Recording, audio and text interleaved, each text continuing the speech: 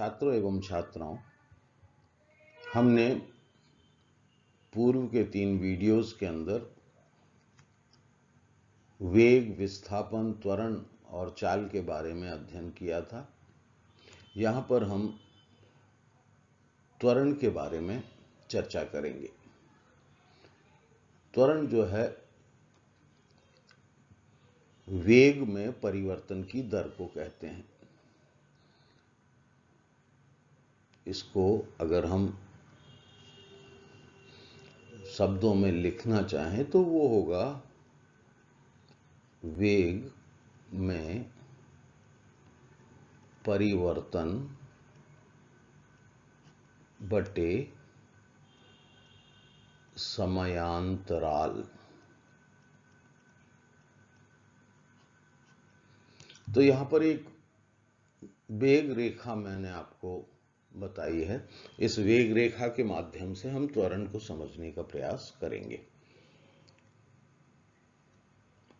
दैनिक जीवन में अगर उदाहरण में हम जाएं तो जैसे पृथ्वी सूर्य के चारों ओर चक्कर लगाती है तो उसकी जो गति है, उसका जो वेग है वो एक समान होता है। उसकी जो सूर्य के चारों ओर गति है वो एक समान होती है। तो उसके लिए हम वेग में परिवर्तन को शून्य मानते हैं। इसी प्रकार से अगर एक समान वेग को मैं एक रेखा पर अंकित करूं, ये रेखा जो है वो वेग रेखा के नाम से मैं यहां पर कह रहा हूं। तो मान लीजिए कोई वस्तु या पृथ्वी सूर्य के चारों ओर चक्कर लगा रही है और वो किसी एक बिंदु से दूसरे बिंदु तक, दूसरे से तीसरे, तीसरे से चौथे बिंदु तक, पांचवें और छठे बिंदु तक जा रही है और इन बिंदुओं पर हमने उसकी जो स्पीड है उस स्पीड का मापन किया। तो हमने ये देखा कि बिंदु 1 पर भी उसकी स्पीड 10 मीटर प्रति सेकंड थी, 2 पर भी वही थी। इस प्रकार से हर एक बिंदु पर हमने जब उसकी वेग का मापन किया तो उसका वेग वही निकला जो उससे पिछले और उसके अगले बिंदु पर था। आप जानते हैं वेग बराबर होता है, पिछली स्लाइड पे मैंने आपको असमान वेग के बारे में जो बताया था उसी को हम आगे और शब्दों में स्पष्ट कर सकते हैं। असमान वेग से हमारा तात्पर्य है जब वस्तु के वेग में वृद्धि होती है तो उसमें त्वरण होता है, और जब वस्तु के वेग में कमी होती है समय के साथ तो उसमें मंदन होता है। इस त्वरण को हम सूत्रबद्ध रूप में किस तरह से लिखेंगे? तो मैंने पिछली स्लाइड में लिखा था कि वेग परिवर्तन डिवाइडेड बाय लिया गया समय या समय अंतराल।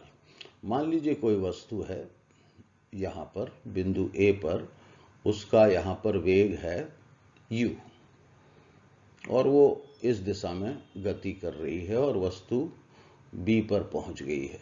अगर उसका वेग यहां पर v हो गया है तो वस्तु के वेग में जो वृद्धि हुई है उसको सूत्र के हिसाब से हम लिख सकते हैं v माइनस u, वेग में परिवर्तन। यहां पर समय हमने लिया था बिल्कुल शून्य और यहां पर वस्तु को जो समय लगा है वो t है। तो ऐसी स्थिति में हम t2 माइनस t1 ये समय का अंतराल लिख सकते हैं। और ये हम जो केस मैंने आपको बताया है इस केस के हिसाब से इस प्रकरण में हम v minus u divided by t minus 0, तो ये हो जाएगा v माइनस u बटे t, इसको हम कहते हैं त्वरण। अब सवाल ये आया कि त्वरण को हम कैसे लिखते हैं। तो छात्रों, त्वरण के साथ चूंकि वृद्धि हो रही है तो इसको हम बोलते हैं पॉजिटिव, और मंदन जो होता है उसको हम कहते हैं नेगेटिव।